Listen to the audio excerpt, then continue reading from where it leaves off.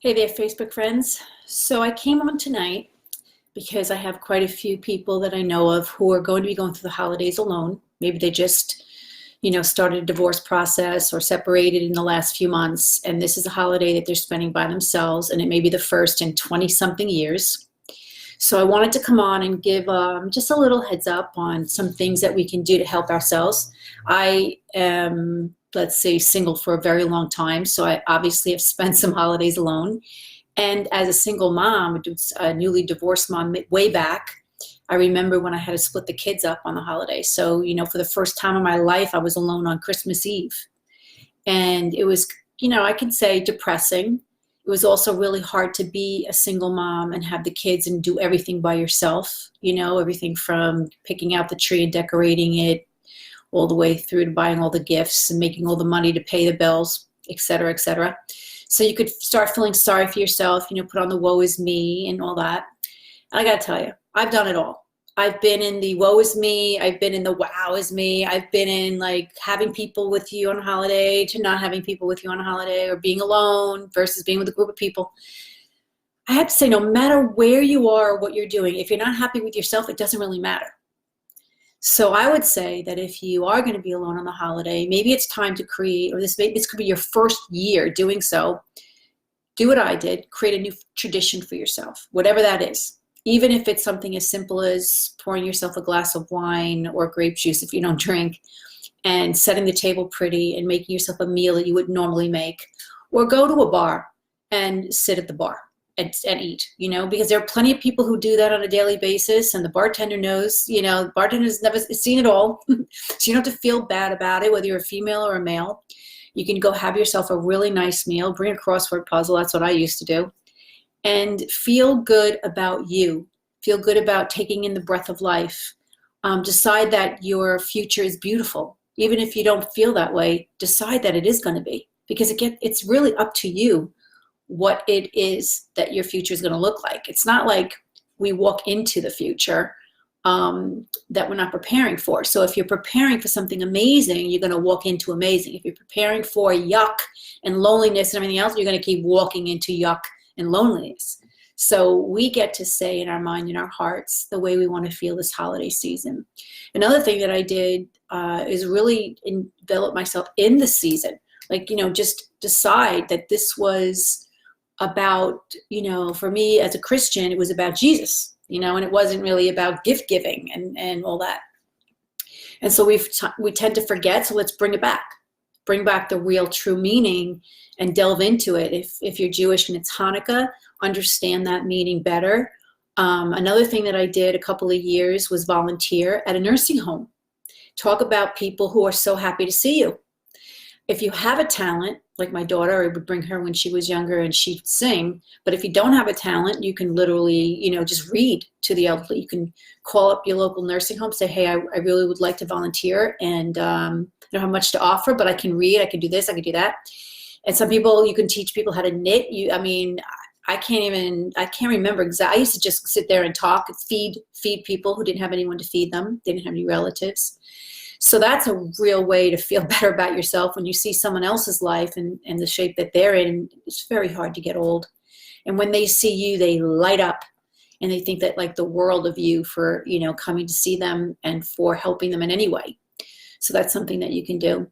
So starting a new tradition for your own self is awesome. Volunteering, getting more into the season, either if that means going to church or synagogue, or even just diving into the Bible and understanding what this holiday means. And then also, another thing you could do that I used to do was I used to have a party. I used to call it a -1 party because it was everybody whose kids were with their other former spouse, and they were alone, right? Or they didn't have much family around. Maybe the family was away in another state. And so we would all get together and make pasta and bring food together and just enjoy. So even if it's just one person that that doesn't have anywhere to go, you can start a whole party on your own at your own house. It doesn't have to be anything crazy. I think just having company is probably awesome. So those are things that you can do for your physical life. But what about your mental state? What about understanding that you are good, single, and separate? That you don't need anyone to be happy. that even if you believe you do, you can look at others who are having successful, beautiful lives and don't feel lonely because they have no one else in their life. In other words, they're happy irrespective of the fact that they're alone because they don't feel alone within themselves. And they don't feel alone because maybe they have higher power. For me, it's God. I always feel protected and guided. And in fact, sometimes when I'm in a relationship that's not right, or maybe all the time I've been in a relationship that wasn't right, I wasn't feeling safe and secure anyway. So if just to find someone to be with just because you're afraid to be alone, that could actually flip and make it worse. You can feel even more lonely in a lousy relationship than you do when you're alone and you're supposed to be alone, if you get what I mean. So all these different things to consider around the holidays. They don't have to be miserable. They can be beautiful. And if you are going to be with family this year and you're afraid of maybe the political conversation, or you're afraid that, it's not going to go well, or you're just stressed out, then I would say, let's go back to basics. Let's just decide that each day is beautiful. Like, for instance, this year, my mom is 80 and my stepdad is 86, and he's not doing well. He's really not doing well. And I can't imagine how much longer he's going to be able to last, since the way he looks and seems now is kind of on the downslide. So I want to really enjoy this holiday and be grateful for exactly what's going on now, because things could be so much worse. And I'm not going to flip it on myself to that degree, but just to really appreciate what we do have actually lifts us. And this is scientifically proven, by the way. Gratitude changes you on a molecular level, okay? It's really the only energy that pushes us and progresses us, and also can change our DNA, okay? So it's your mindset mixed with your emotions, okay? So if you decide that you're going to have a beautiful day or a beautiful life or a beautiful future, and you can tell yourself that in your mind, then you start generating the energy emotionally that you need to back that up, picturing yourself in that life that you envision, right? And then to top it off, having gratitude for already having it. That's the magic formula. So it's here where you're deciding what you want. It's your heart where you're feeling it, what it feels like to have that. And sometimes you gotta, let me excuse the expression, you gotta pull it out your ass, because you might feel so lousy that you don't even know how you can feel good about anything, right? Well, I'm here to say that even as a kid, we've had good experiences we can draw on. We can pull that out. So if we get ourselves in the mind frame where we can picture the life we want, for me, it's about sitting on a shore of some lake or river or body of water somewhere in an Adirondack chair with my laptop right near me, writing. Okay, there's a log cabin in the background, there's mountains in the foreground, and there's a smell of apple and cherry pie in the oven. Okay, don't ask me why this is my dream. This is it. This is what I envision for myself. And I am picturing that life, and I'm literally trying to smell the apple pie. I'm trying to bring the emotion of that peace and tranquility from the water and the mountains, and the idea that I am doing exactly what I want to do with no other care in the world, just to produce that, writing, and to keep on going and helping people and doing all the things that I love to do. And that, coupled with gratitude for having it, already being there. Because truth be told, there is no such thing as time. Okay, everything is really happening simultaneously. As humans, we've had to equate and quantify and put dates on things in a timeline. But in reality, the real energy manipulation that we can do is picturing everything now that we see in our future, and picturing everything that we've had in our past is happening simultaneously.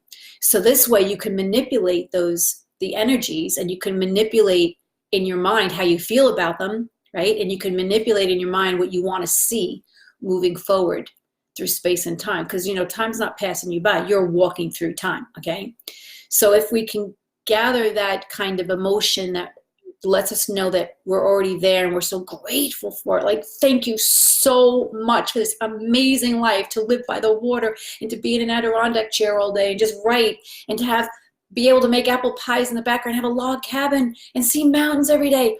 oh my gosh, I'm the luckiest woman in the world, right? That's what I have to gather every day. You think about what you want. Write it down if you have to. I used to draw pictures of it. Okay. And every day you look at that picture and you picture and you imagine and you do your meditation, and eventually you're doing what you need to do to get there. Okay. You don't put a time frame on it. All right. Don't, because actually it can happen faster than your time frame.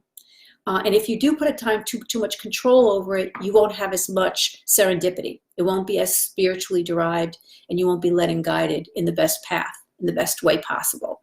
So just let go of your left brain that tells you and dictates to you how it's supposed to happen, and just hold on to the right brain and listen to for your direction, and literally bring up the gratitude for it already being here. So this Christmas and this Hanukkah, give yourself a gift. Get yourself a pad and crayons or coloring pencils or whatever it is you want, and draw the picture that you want. Draw a big circle and put all the pieces of the pie in there that you want.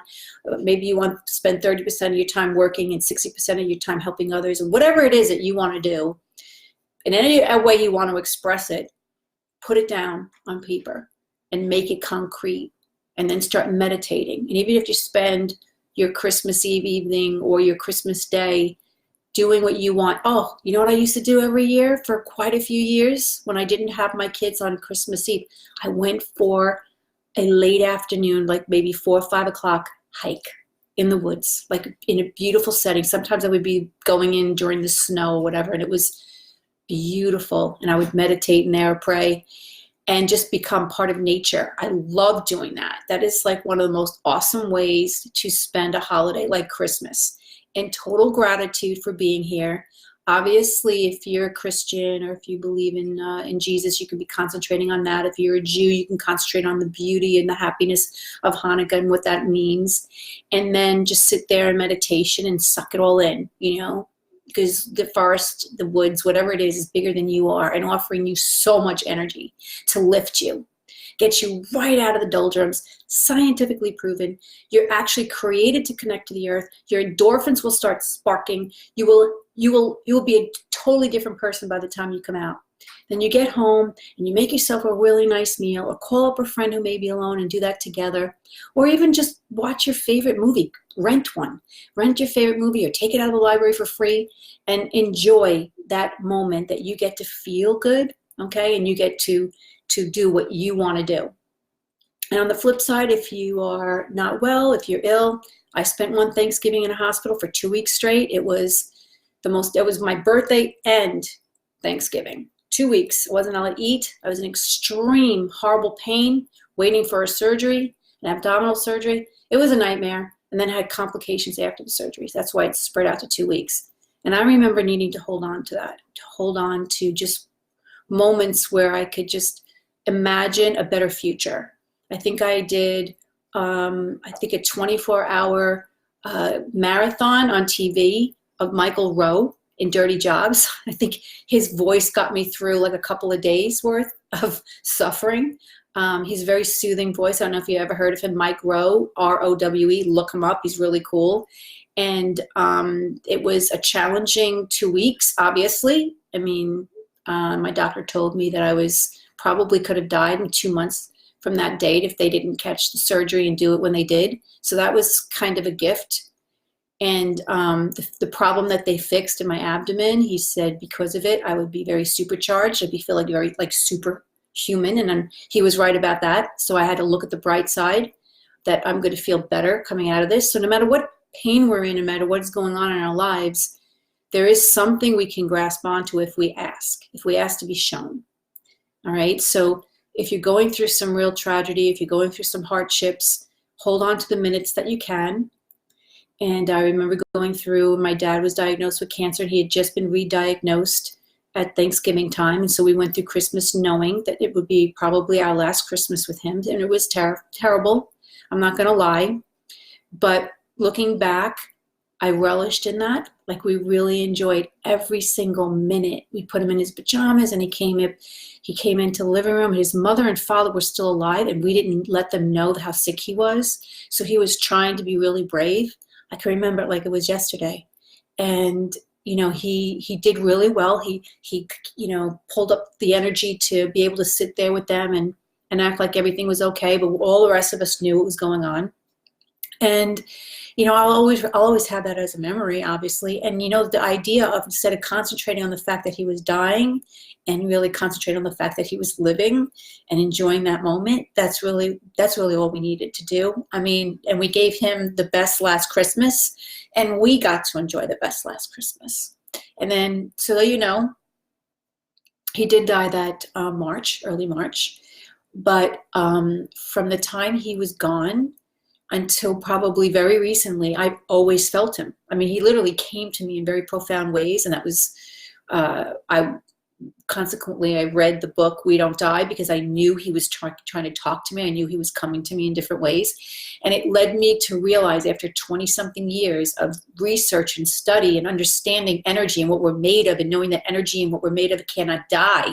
It stays on, it's just in a different form.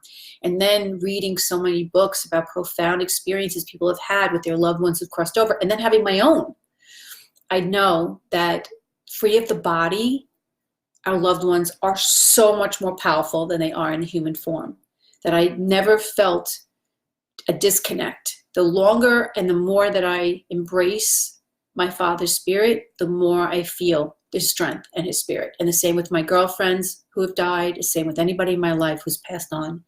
So that's something that we can hold on to. And if anyone out there is going through a bad experience or just lost a loved one, if you want to reach out to me to talk about this, please do. It's the hardest thing I think any of us could go through, especially if we've lost a child. It's beyond painful. And I do help people sometimes to experience more from their loved one while they're in spirit. There's things that we can do to be open to that. So if anybody wants to reach out through Messenger, do so. So I'm just going to sign off now. Thank you for joining me. And if you have any questions, Donna@DonnaMartini.com or Messenger. My book, my mini book of Mighty Mantras, has a ton of mantras in it. If you need the help, you can download it for, I think, $2.99. Or you can just follow me, because every day I put one out there so we can all do it together. And if you want a personal mantra, reach out on Messenger and give me a few lines about what's going on in your life, and I'll create a personal mantra for you. I do it soul to soul, so most likely I've got some sparked kind of intuition going for you specifically, and I'd love to help you in that way. So reach out. And in the meantime, happy Hanukkah, Merry Christmas, happy holidays, and all the other holidays that go along with this, Kwanzaa and everything else. And we'll see you tomorrow right here on Facebook. Tune in, because we're going to have another whole week, let's say 6 days before Christmas comes, and I'll make sure that I put something positive up every day for those of us who are single. And I am going to be spending Christmas Eve alone again this year, but I'm actually kind of looking forward to it. My kids are with their father, and it's not a problem. I look forward to the Christmas Day brunch that I do with my grandchildren, and so we hold on to whatever we have, right? All right, everybody, have a really good night. Talk to you soon.